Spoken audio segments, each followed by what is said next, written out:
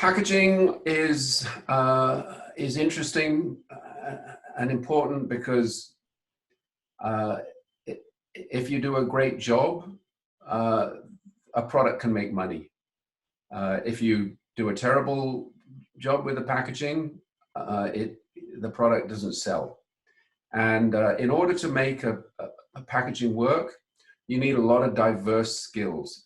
So it's not just art, it's also copywriting, it's also strategic, and it's also technical. You have to understand the details of how a file is created and how the dots of ink go on paper.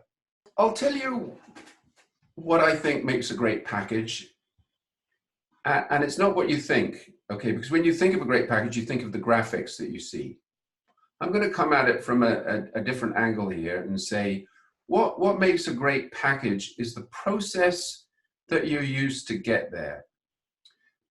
Because if you use a great process that the client likes, they'll be happy to pay the bill, and you can get more jobs from them. And in our case, we've been working with Lint for, wait for it, 21 years, okay? We've, I don't know, created probably something like 6,000 or 7,000 different projects for them over that time. And you only get to do that if they want to work with you, okay? It's not like they have a contract, they don't have to work with us. They work with us because they enjoy it and they know we're going to do a great job, and it's satisfying all around. So we work as a team, and that means that we work with their printers, we work with their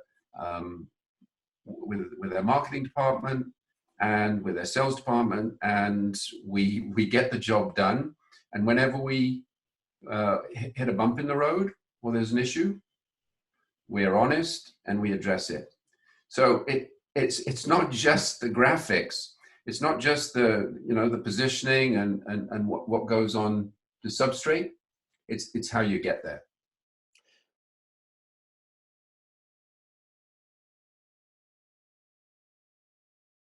This is packaging that works, and the reason it works is because it's simple. It has your eye focuses on one specific spot.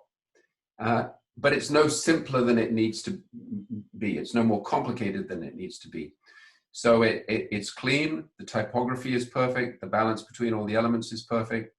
But beyond all of that, when you look at it, you respond emotionally because it looks tasty. It looks like food.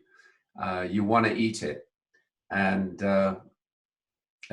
that's why it is so effective. The typography, I mean, superb typography is typography that you don't really notice.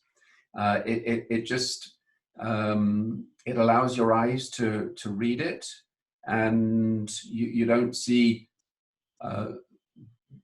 bad spacing between the letters. All of the letters are perfectly formed. It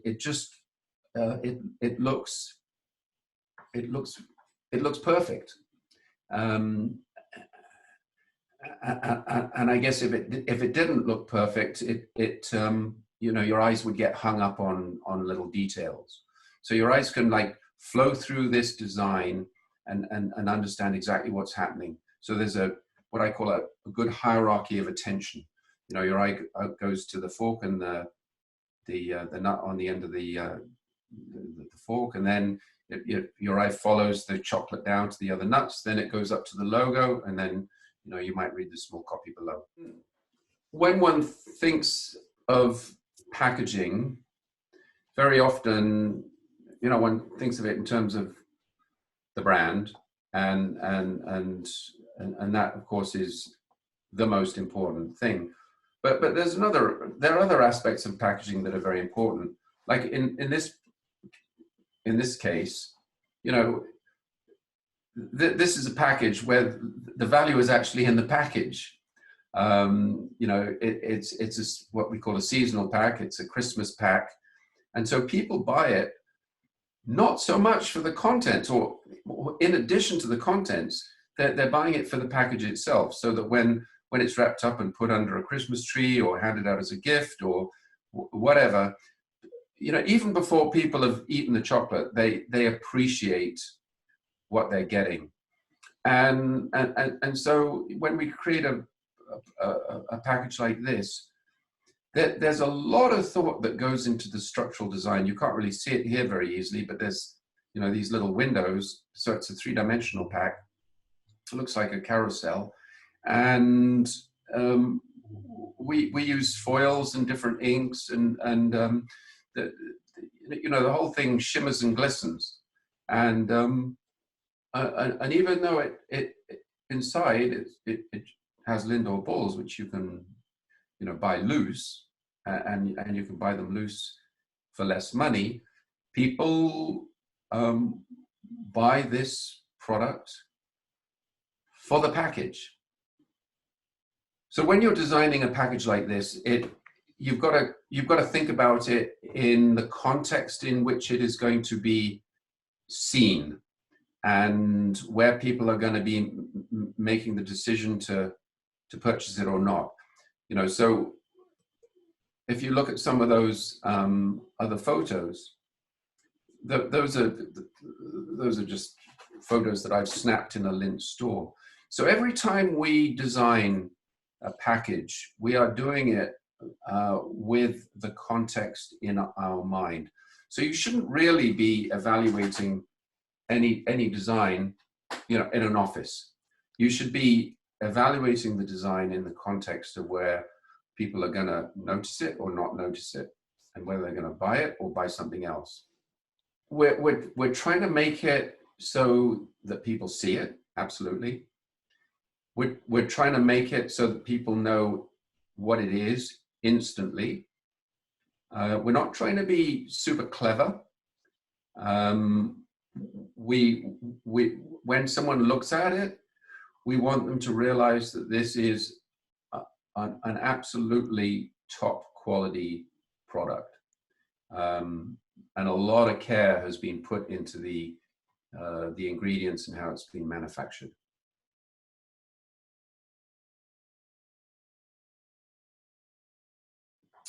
Well, it depends. It depends on the product category. It depends on everything that's out there.